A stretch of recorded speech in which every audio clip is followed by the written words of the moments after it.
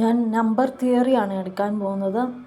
അപ്പം എന്താണ് natural number, എന്താണ് ഇൻറ്റിജേഴ്സ്, എന്താണ് റാഷണൽ നമ്പേഴ്സ് എന്ന് എല്ലാം നിങ്ങൾക്ക് അറിയാമായിരിക്കുമല്ലോ.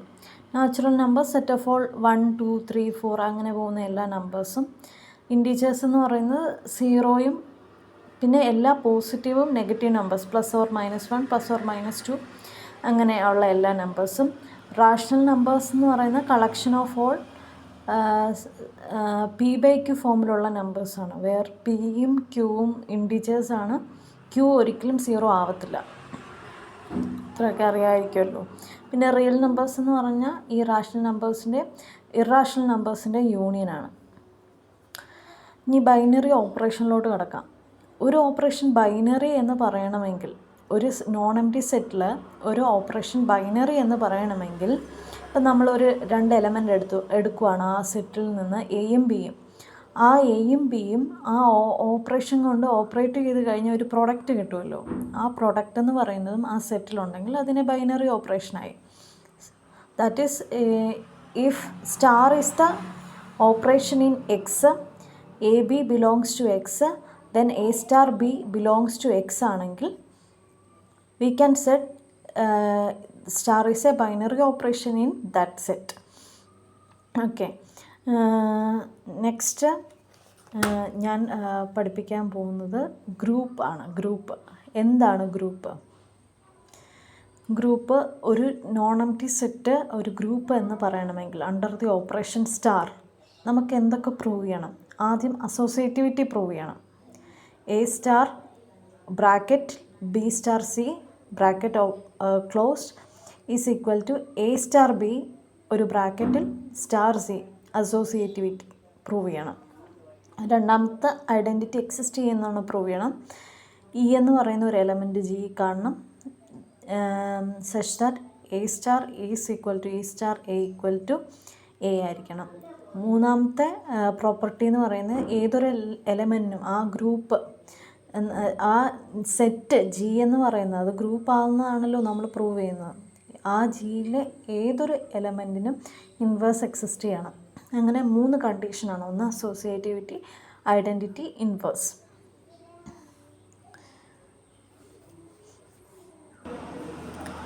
ഇപ്പോൾ എൻ എന്ന് പറയുന്നത് നമ്മളൊരു എക്സാമ്പിൾ നോക്കുവാണ്. എൻ അണ്ടർ നാച്ചുറൽ നമ്പേഴ്സാണ്. എൻ അണ്ടർ മൾട്ടിപ്ലിക്കേഷൻ ഒരു ഗ്രൂപ്പാണോ നമ്മൾ ചെക്ക് ചെയ്യാൻ പോവുകയാണ്.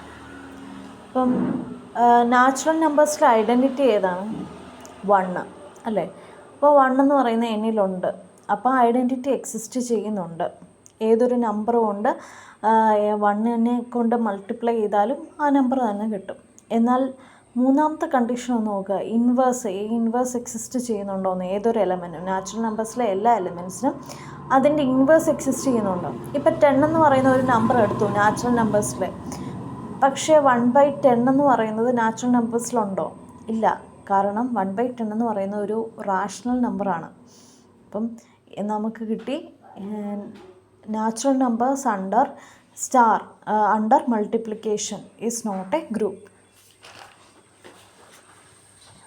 ഇനി ഗ്രൂപ്പിനൊരു എക്സാമ്പിൾ പറയുകയാണെങ്കിൽ റിയൽ നമ്പേഴ്സ് അണ്ടർ അഡീഷൻ, അതൊരു ഗ്രൂപ്പാണ്.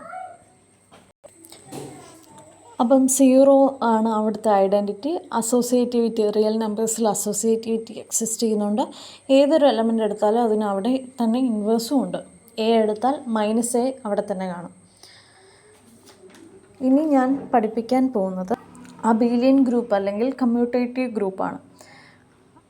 ഒരു ഗ്രൂപ്പ് അബീലിയൻ എന്ന് പറയണമെങ്കിൽ 2 എലമെൻറ്റ്സ് എ ബി എടുത്തു. എ സ്റ്റാർ ബി എന്ന് പറയുന്ന ബി സ്റ്റാർ എയോട് ഈക്വൽ ആവുകയാണെങ്കിൽ അതൊരു അബീലിയൻ ഗ്രൂപ്പായി. അടുത്ത ഓർഡർ ഓഫ് എ ഗ്രൂപ്പ് പറയുകയാണ്. ഓർഡർ ഓഫ് എ ഗ്രൂപ്പ് എന്ന് പറയുന്നത് is the number of elements in that group. അതിനെയാണ് ഓർഡർ എന്ന് പറയുന്നത്. ഓർഡർ എന്ന് പറയുന്നത് number of elements in group. ഇനി എന്താണ് ഒരു ഓർഡർ ഓഫ് ആൻ എലമെൻ്റ് എന്ന് പറയുക? ഇൻ എ ഗ്രൂപ്പ്, ഒരു ഗ്രൂപ്പിലെ എലമെൻറ്റിൻ്റെ ഓർഡർ എന്ന് പറയുന്നത് is the least positive integer N such that, ഇപ്പം എ ആണ്, എയിൻ്റെ ഓർഡർ ആണെങ്കിൽ a⁻n = e ആകണം. a⁻n എന്ന് പറയുന്ന ഐഡൻറ്റിറ്റി കിട്ടുവാണെങ്കിൽ നമുക്ക് പറയാൻ സാധിക്കും n is the order of the element A in the group.